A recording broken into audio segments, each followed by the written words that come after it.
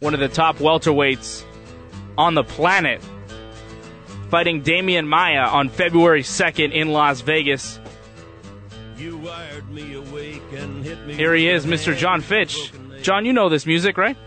Yes, what's going on, guys? Not too much. How are you doing? And you're limiting me to one of the best fighters in just the planet? I thought I had at least the solar system covered. Let's say the whole universe. Let's say the whole universe. Why not, right? Why not? I'll kick some alien ass. Yeah. I'd like to see you fight an alien. Do you believe in aliens? I've heard George St-Pierre is like deathly afraid of aliens. That's funny. I think there's probably some life forms out there in the universe. It's a big universe. But I don't think anybody's come to visit us. Not yet, anyways. What do you think all those UFO sightings are, though? It's weird, right? I mean, they're unexplained things. Who knows? There's all kinds of stuff we don't understand, but I don't really think it would be an alien at this point. One thing that I understood, John, was that you were going to beat Erick Silva in October, and you did.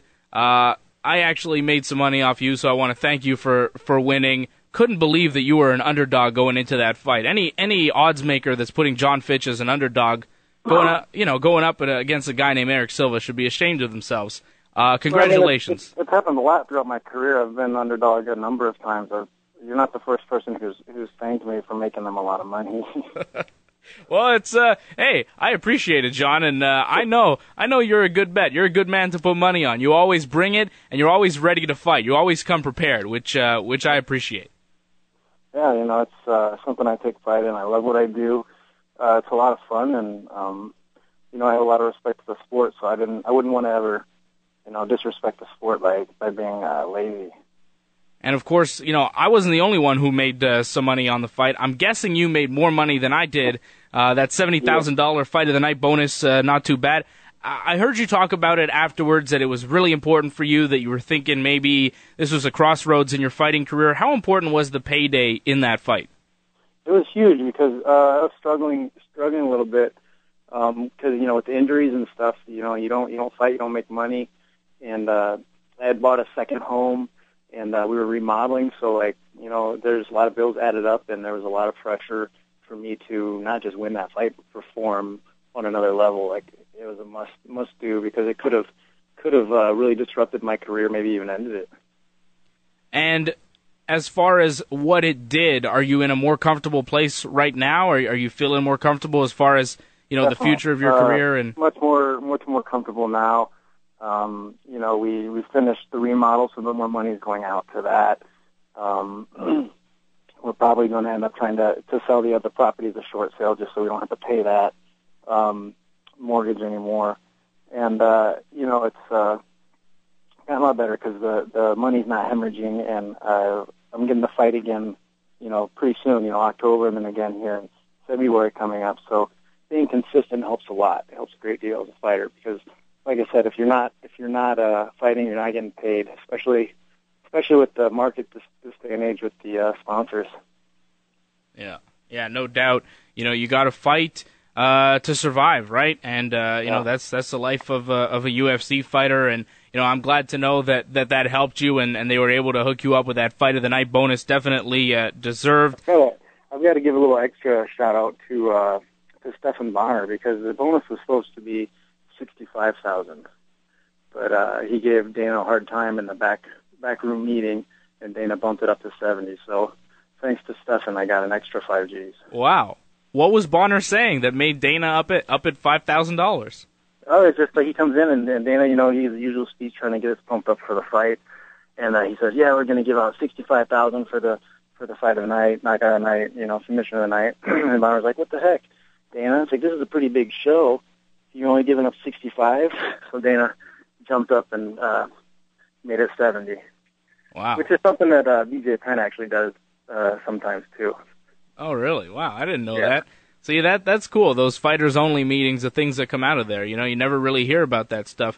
What did you think about Bonner? And the positive test for steroids afterwards. Is that disappointing? Being on a card with a guy like that? I mean, I really don't get it because I don't see that much value to using a lot of those performance-enhancing drugs. I feel like in this sport, there's just as many negative drawbacks to using performance-enhancing drugs as there are as benefits.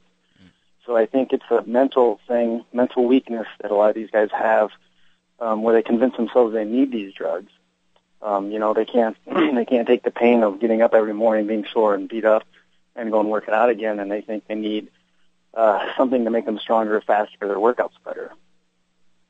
And do you think it's weird that of all people to stand up and complain about the fight bonus, it's a guy that's on a performance-enhancing drug? Well, I mean, he must have obviously thought he wasn't going to get caught. So, I mean, that must be the logic with it. But, I don't know, I guess a lot of guys, there are a number of guys in the sport who do use, and it's a bit of a problem, but I don't really see it as a problem because I honestly would prefer my opponents to use performance-enhancing drugs because I think it takes away from you as an athlete myself. Wow, so it's drugs that may be even detrimental to your performance, not even enhancing. I think so. I think they're detrimental to cardio unless you're taking EPO, which we don't test for anyways. I think we should. But I think it's bad for your cardio. I think the longer the fight goes, guys who juice fade faster. And there's a lot of mental weakness involved in people who have to break down and use a performance-enhancing drug.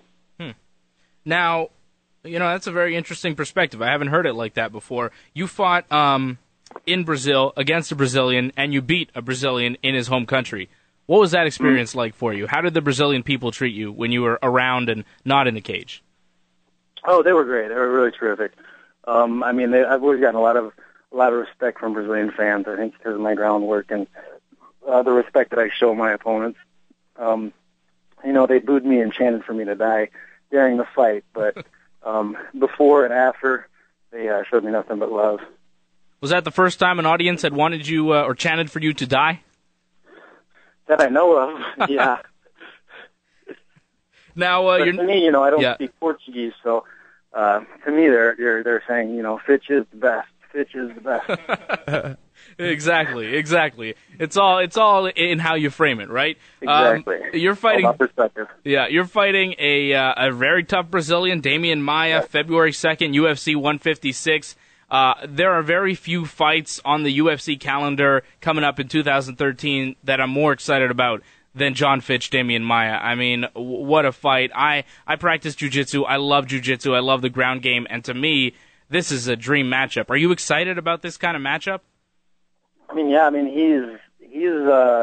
ridiculously good on the ground. As far as MMA jiu-jitsu goes, he's probably the best.